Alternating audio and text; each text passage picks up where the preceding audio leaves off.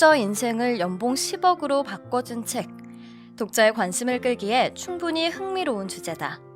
10억 연봉 유튜버 자수성가 청년 자청이 유튜브에 자신의 인생을 바꿔준 책이라는 영상을 올려 화제가 된 심리학 서적 클루지는 9년 전 절판됐지만 고객의 문의가 쇄도해 재출간되었고 출간과 동시에 베스트셀러가 되었다.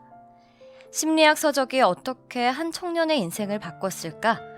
자청은 추천사에서 인생은 의사결정의 게임이며 하루하루 작은 선택이 모여 인생의 격차를 만드는데 이 책이 의사결정 능력을 획기적으로 변화시켜 주었다고 말한다.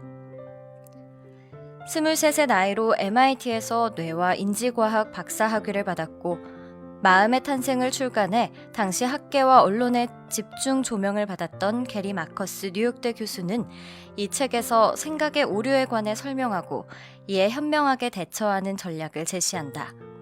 클루지는 어떤 문제에 대한 서툴거나 완벽하지 않은 해결책을 뜻하는 공학자들 사이의 속어다. 저자는 인간의 마음이 불완전하고 비합리적인 클루지 상태라고 주장하면서 그 이유를 진화 과정에서 불가피하게 생긴 진화의 관성에서 찾는다. 말하자면 인간의 마음은 훌륭한 완제품이 아닌 기회가 되는 대로 주변의 아무 재료나 자투리를 모아 만들어낸 허접스러운 조립품과 같다는 말이다. 진화 심리학은 인간을 포함한 유기체들의 기억, 지각, 언어와 같은 정신적 또는 심리적 특성들을 유기체가 환경에 적응한 결과로 설명하는 학문이다. 그런데 마커스 교수는 최적화가 진화의 필연적 결과라는 주류 진화심리학자들의 가정에 도전장을 내민다. 그는 진화의 관성이 생기는 이유를 살아있는 생명체는 끊임없이 생존하고 번식해야만 하므로 인간의 뇌는 최고의 선택이 아닌 현재의 생존을 최대한 추구하도록 설계되어 불완전하다고 설명한다. 따라서 진화를 통해 최적의 체계를 만들어내는 것이 불가능할 수가 있다. 인간은 명석한 두뇌를 자랑하기도 하지만 멍청하기도 하다. 우상 숭배에 빠지기도 하고 인생을 파국으로 몰아가는 약물에 중독되기도 하며 많은 사람이 텔레비전을 보며 시간을 허비한다. 기억은 허술하며 자주 거짓말에 속아 넘어가고 비합리적인 선택을 한다. 정신질환도 흔하다. 진화심리학자들은 인간에게 발견되는 모든 기이한 버릇이나 이상한 작용 뒤에는 진정으로 적응에 유익한 전략이 숨어 있을 것으로 믿는다. 즉, 다윈 진화 이론의 핵심인 유기체의 어떤 특성이 진화한 까닭을 그 특성이 해당 유기체에 어떤 적응적 이익을 가져다 주는가에서 찾을 때 쓰이는 자연 선택 개념이다. 허술한 기억 체계와 우상 숭배, 박약한 의지 등 위에서 예로 든 인간 마음의 오류 뒤에는 적응에 유익한 전략이 숨어 있을까? 진화심리학의 대표자들은 자연 선택을 통해 어떻게 훌륭한 해결책들이 나오게 되었는지는 많이 이야기하지만 인간의 마음이 왜 그렇게 시종일관 오류에 빠질 수 있는지는 별로 언급하지 않는다. 할 일이 산더미 같은데도 TV를 보거나 술을 마신다거나 다이어트를 결심하고도 아이스크림과 감자칩의 유혹을 견디지 못하며 담배가 해롭다는 걸 알면서도 끊지 못하는 사람이 넘쳐난다. 쾌락은 이상적인 적응의 산물이 아니다. 수억 년에 걸친 진화의 과정을 살펴보면 주로 순간을 살아가는 생물들이 강력하게 선택되었고 유기체는 미래보다 현재를 훨씬 더 소중하게 여기는 경향을 보이게 되었다. 지나간 사건을 왜곡하고 자주 물건을 잃어버리는 등 기억에 허점이 많은 이유는 인간이 컴퓨터로서가 아니라 행위자로서 진화했기 때문이다. 우리 조상들은 거의 언제나 즉각적인 결정이 필요한 상황에서 살았다. 먹이를 찾고 위험을 피하는데 기억의 정확성보다는 속도가 훨씬 중요했다. 그렇다면 그렇게 고상하지도 똑똑하지도 않은 인간의 마음, 클루지를 만든 진화의 관성에 대해 좀 더 자세히 살펴보자. 찰스 다윈이 말했듯이 모든 생명은 변형된 혈통, 그러니까 지금 존재하는 형태는 이전 형태의 수정판일 뿐이다. 진화는 맨 처음부터 다시 시작하기보다는 있는 것에 수정을 가하면서 작업하는 경향이 있다. 현대인의 언어, 복잡한 문화와 사려 깊은 사고력 등은 이전 진화의 관성이 축적된 결과라고 할 수 있다. 오늘날 보통 인간의 삶은 보통 원숭이의 삶과 상당히 다르지만 인간의 유전체와 영장류의 유전체는 거의 차이가 나지 않는다. 저자는 인간의 클루지스러움은 무엇보다 반사체계와 숙고체계 사이의 간격에서 나타난다고 주장한다. 인간의 마음은 인간 선조로부터 오랜 기간 누적되어 진화해 자동으로 작동하는 여러 반사체계와 비교적 최근의 진화에 어느 정도 합리적으로 정보를 처리하는 숙고체계로 이루어져 있다.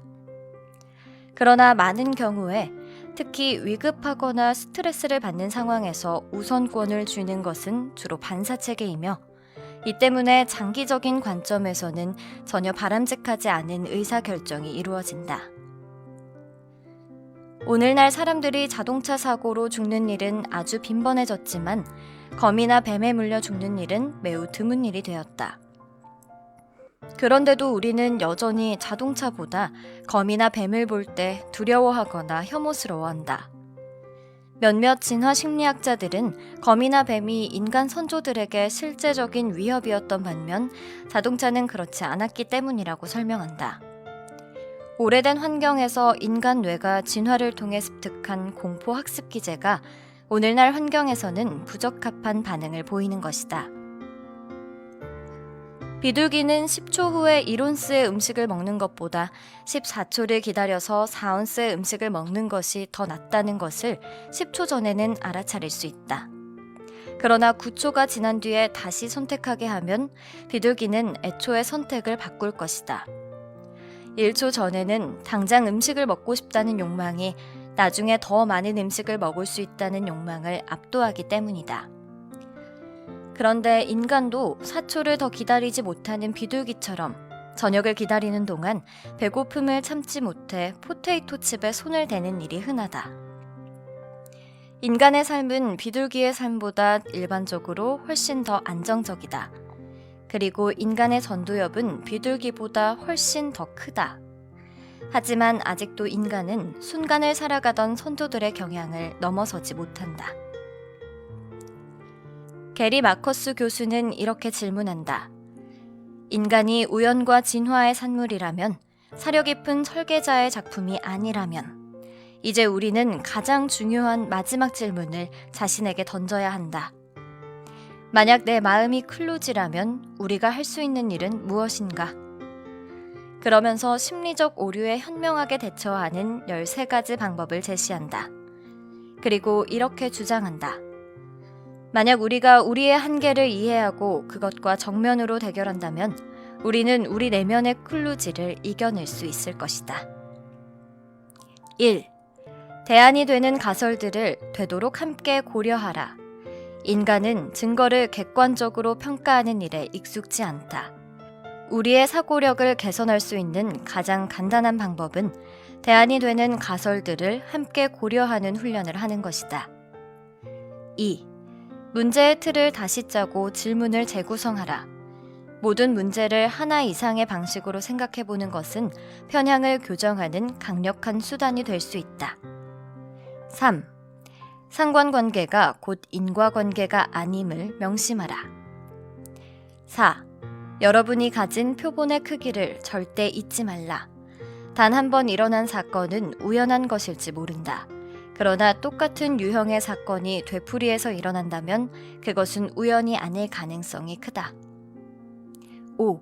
자신의 충동을 예상하고 그에 앞서 결정하라. 6. 막연히 목표만 정하지 말고 조건 계획을 세워라. 7. 피로하거나 마음이 산란할 때는 되도록 중요한 결정을 하지 마라. 8. 언제나 이익과 비용을 비교 평가하라. 경제학자들이 기회비용을 고려한다고 하는 것과 비슷한 개념이다.